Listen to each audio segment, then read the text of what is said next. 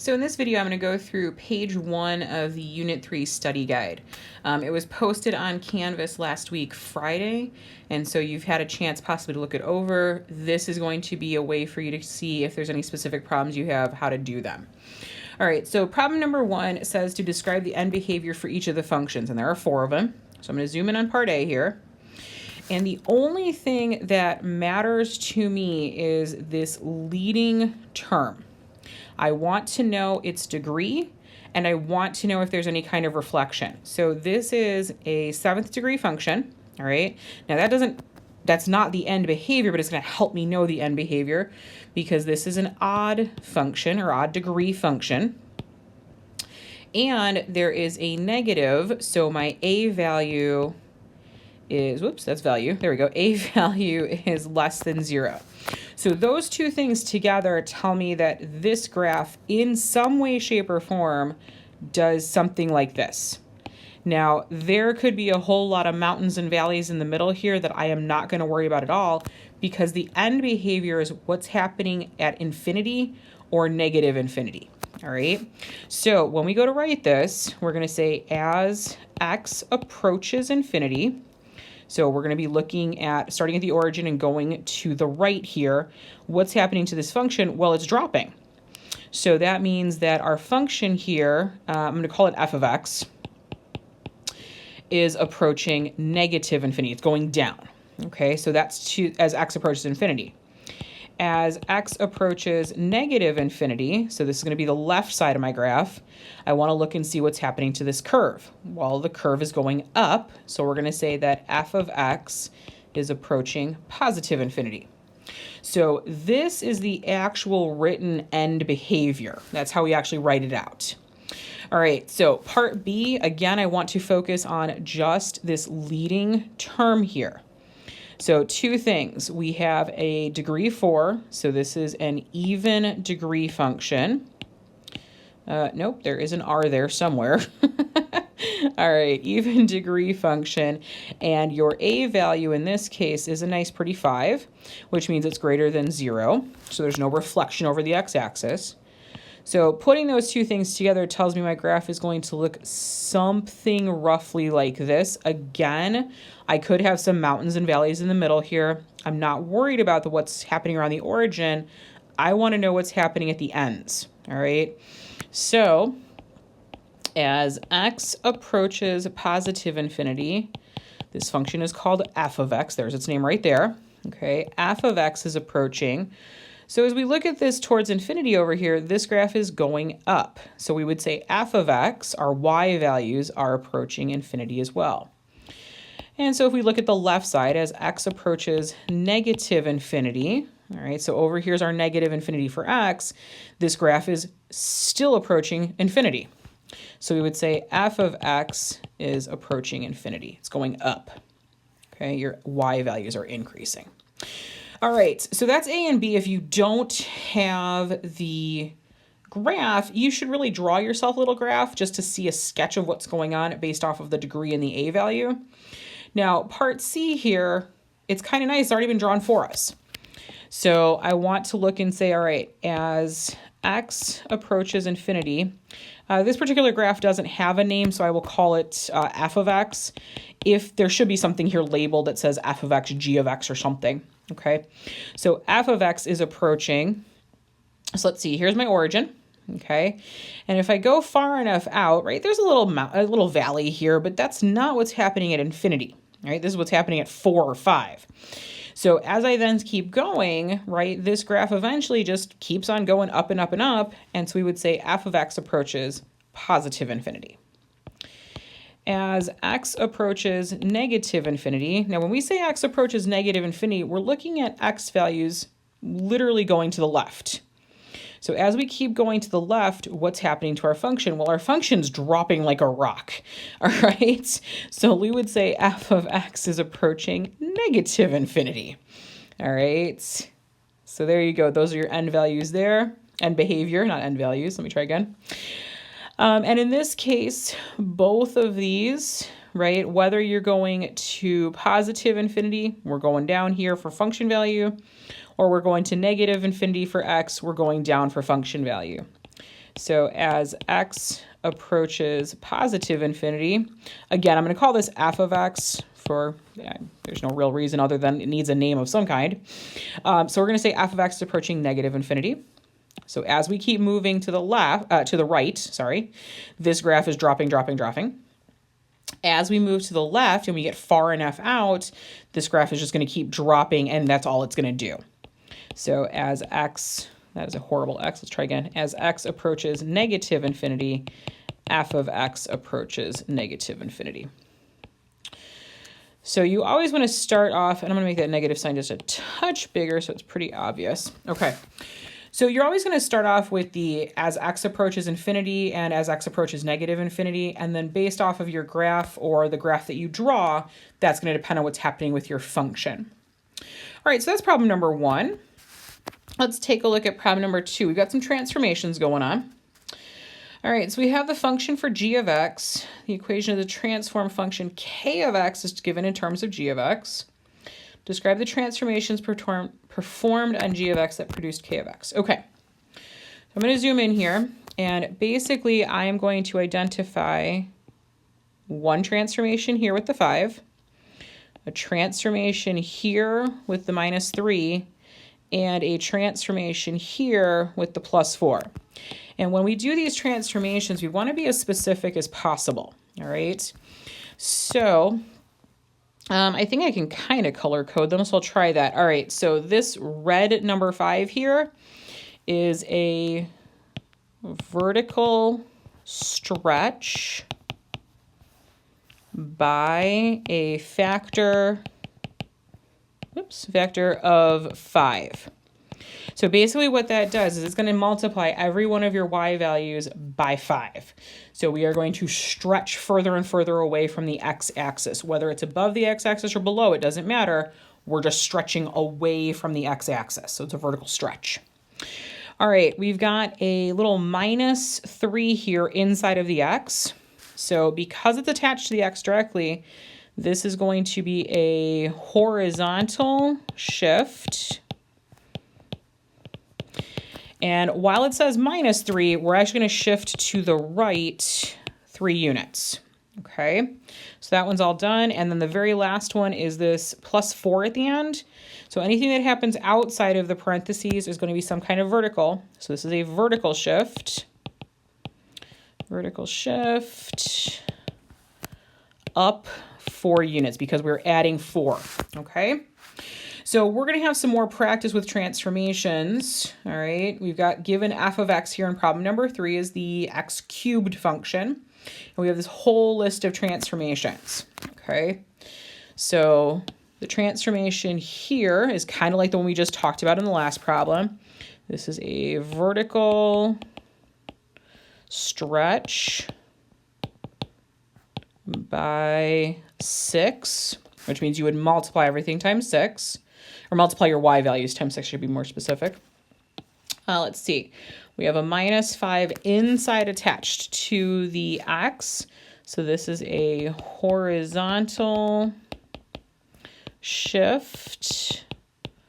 And that's going to go to the right 5 units. Let's see, what else do we have here? Next problem here, we've got a -4 at the end. So that's going to be a vertical shift. I think I missed the C in verticals. Let me try that again. Vertical. There we go. Vertical shift down 4 units. Okay. And now for the craziest one of all. That 2 inside the parentheses there. This is a horizontal compression. There's an S there, compression by the reciprocal of 2, which would be 1/2. All right, I know that one's weird, but basically the horizontal stuff you need to think about either doing the opposite of what it says. So yeah, I know it says -5 here, but really that's going to shift you to the right 5. And yes, I know this says 2, but we're going to use the reciprocal of it, and it ends up being a compression by 1/2. Okay. All right, so still working on the same function And we're just going to keep looking at these transformations. So let's see, plus 7 directly attached to x. This is a horizontal shift. Horizontal shift. Left 7. Okay.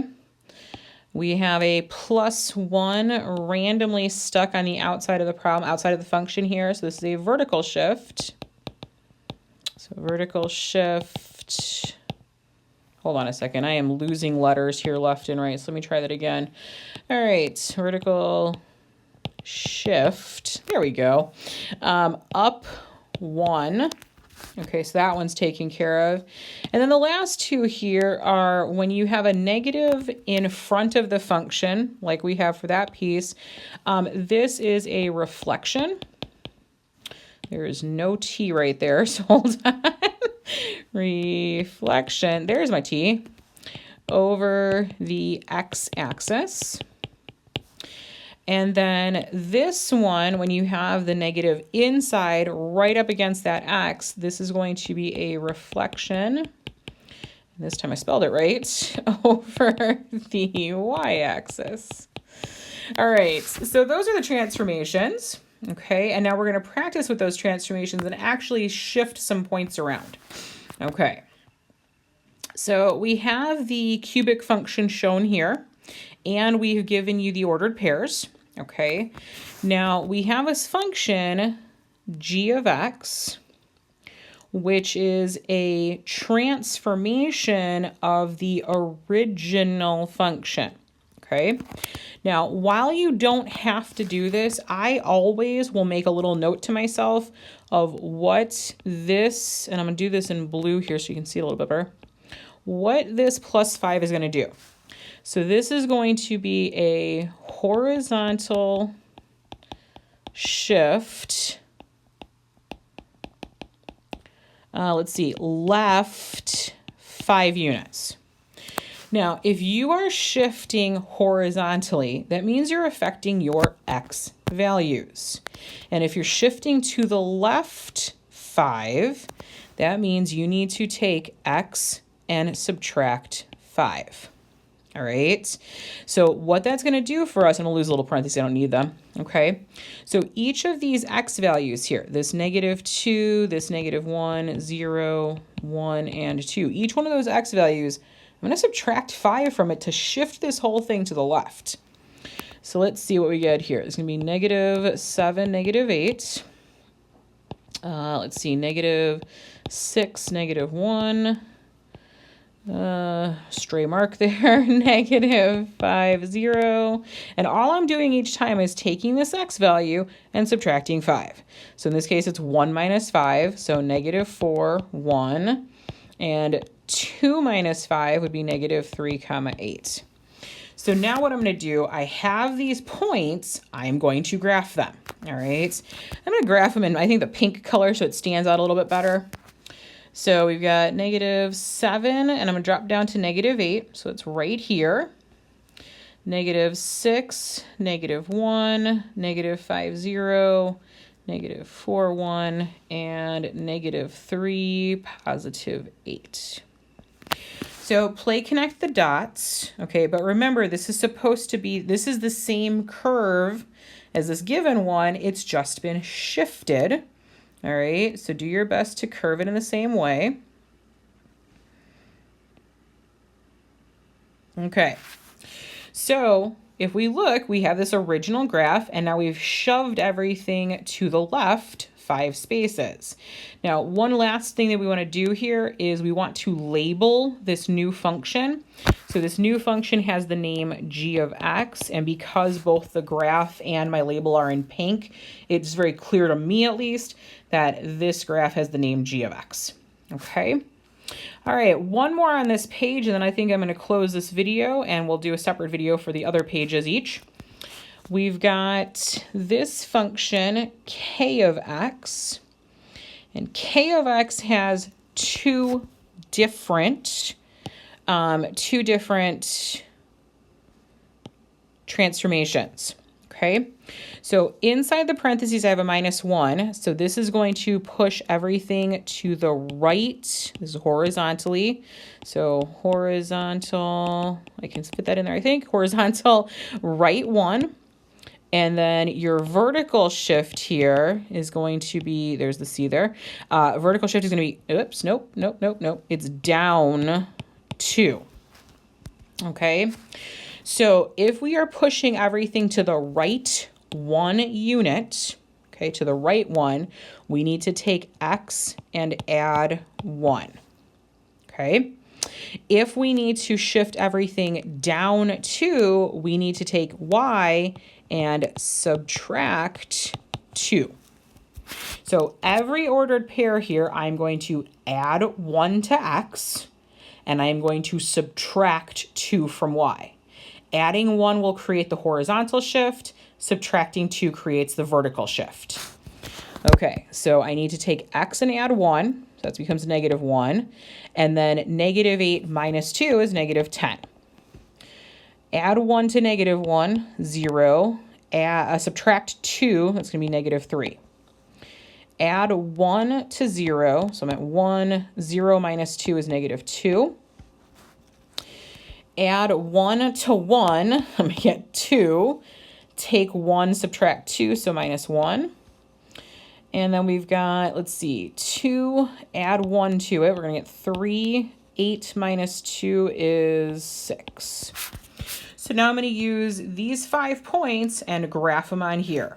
So let's see, -1, -10, 0, -3, -1, -2, 2, -1, and 1, 2, 3, 6. Okay, so I'm going to connect the dots, but try and keep the curve close to what it was originally. The nice part is you have an example there. And this particular function has the name k of x. Let's go ahead and name it. So if we look at this, we've shifted the graph to the right 1 and down 2. So every point, right 1, down 2, right 1, down 2. Okay, so that's kind of how those transformations work. All right. If you have any questions or concerns with any part of the study guide, Zoom will be available every day this